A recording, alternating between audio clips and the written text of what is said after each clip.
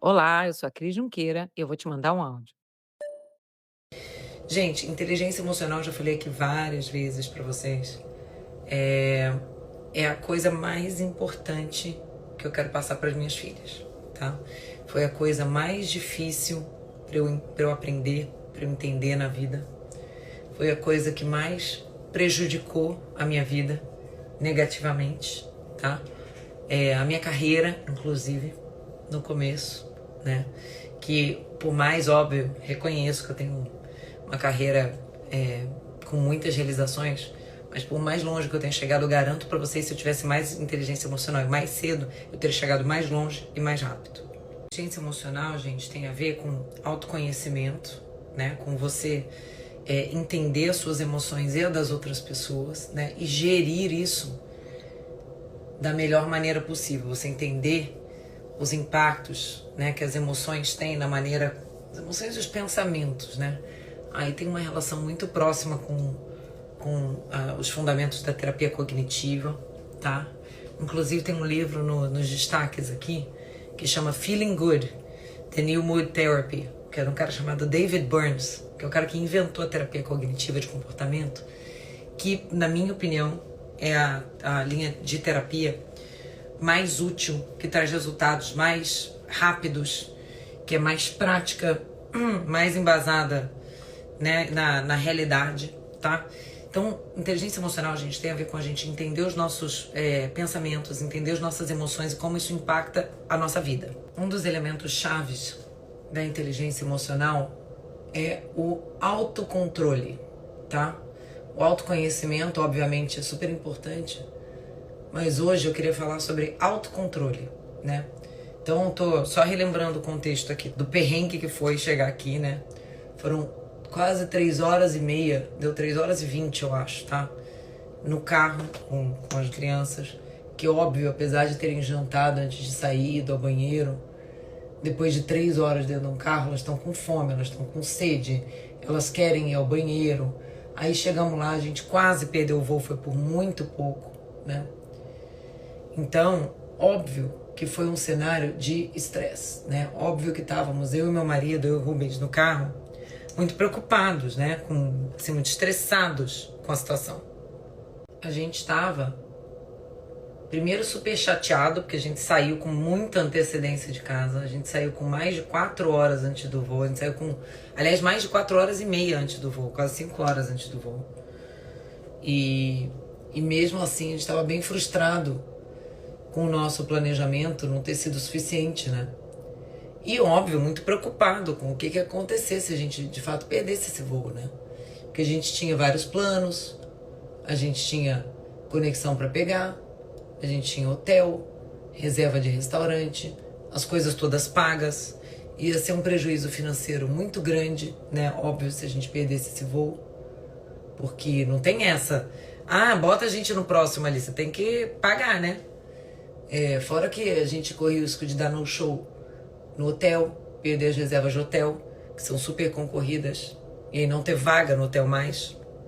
Então, assim, óbvio, uma situação que tava preocupando a gente, né? E, assim, a Bela, ela só tava chateada de estar no carro há tanto tempo, irritada e tal. Mas a Alice, e ela é muito madura, muito esperta, ela já tinha começado a sacar. Ela já tinha visto a gente preocupado, olhando o horário, falando com a Natália da nossa agência, né, que cuida das nossas viagens, tentando entender o que ia acontecer. E ela tava super preocupada, ela começou a internalizar isso. Então já começa daí, né? A gente precisa saber, gente, que as crianças, elas não ouvem o que a gente fala, elas ouvem o que a gente faz, né? Elas são esponjas, elas são espelhos do que a gente faz. Então, se você é uma pessoa ansiosa, que tá o tempo todo nervosa, o tempo todo estressada, as crianças vão absorver isso e vão se comportar exatamente da mesma maneira. Então, assim, chegou uma hora que ela começou a chorar. Olha, que a gente não tava super estressado, falando, esbravejando no carro. Pelo contrário, sabe? A gente tava assim, não, vamos ver quais são as alternativas, né? Pode ser que não dê e tal. E mesmo assim, ela já captou, né, a situação ali. E já, gente, começou a chorar. Ela sozinha começou a chorar. Falei, filha, o que aconteceu? Ai, a gente vai perder o voo. A gente não vai chegar. A gente vai perder nossa viagem. E óbvio, né, que ela tinha uma expectativa grande dessa viagem. Tava vários dias falando nisso, pensando nisso, né, criando essa expectativa. Eu falei, filha, calma, né? Aí entra um pouco também daquilo que eu falo também sempre pra vocês, de focar no que a gente pode controlar, né? Por mais que fosse, de fato, uma situação de estresse, eu juro pra vocês, mas juro pra vocês, que eu não tava estressada. Eu tava preocupada com elas, preocupada com a história, né, de querer fazer xixi, de comer, não sei o quê. É óbvio que eu queria entender quais eram as alternativas, né, se a gente de fato perdesse o voo, né. Mas assim, eu não tava estressada, não tava. O Rubens começou a ficar um pouco estressado, eu até falei pra ele, falei, amor, vamos focar no que a gente pode controlar, né? Aquela coisa que eu sempre falo aqui pra vocês. Gente, tem coisa que tá fora do nosso controle, não tem essa.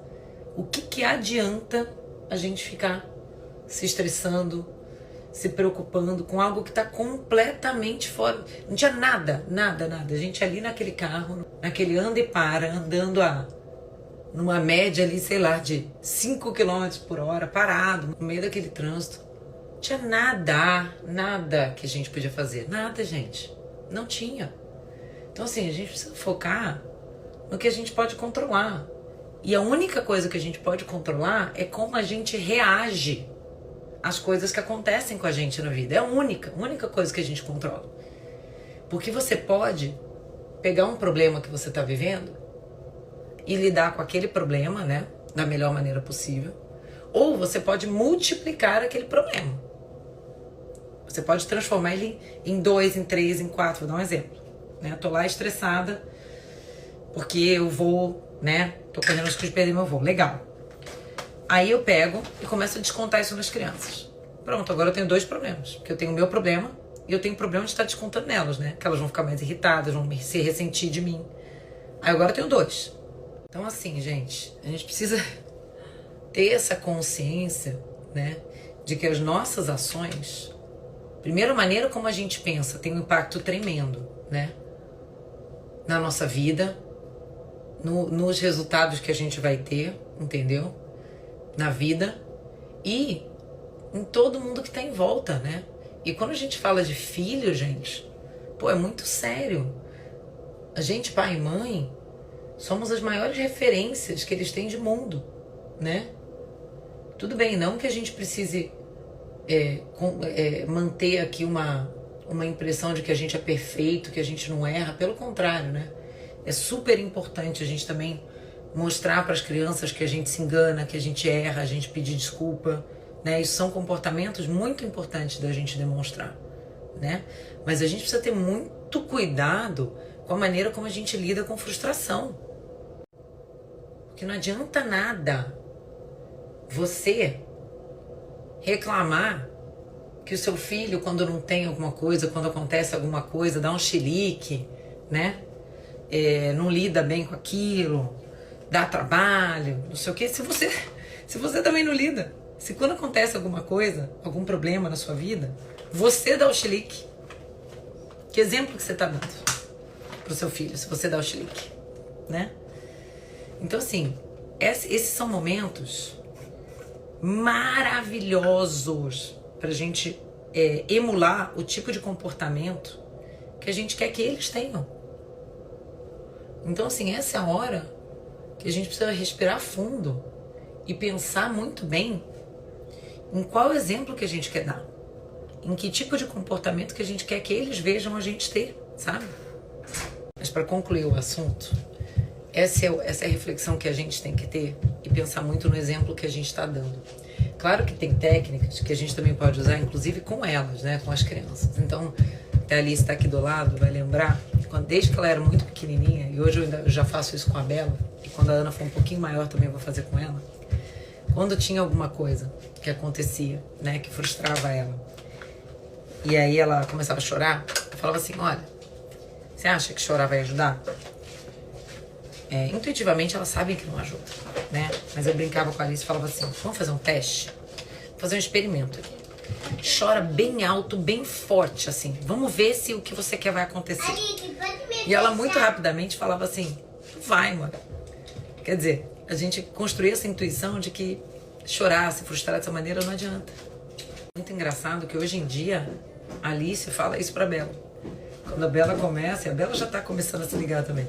Mas quando a Bela começa com alguma frustração assim, a própria Alice fica pra ela assim, Alice, Bela, vamos fazer um teste?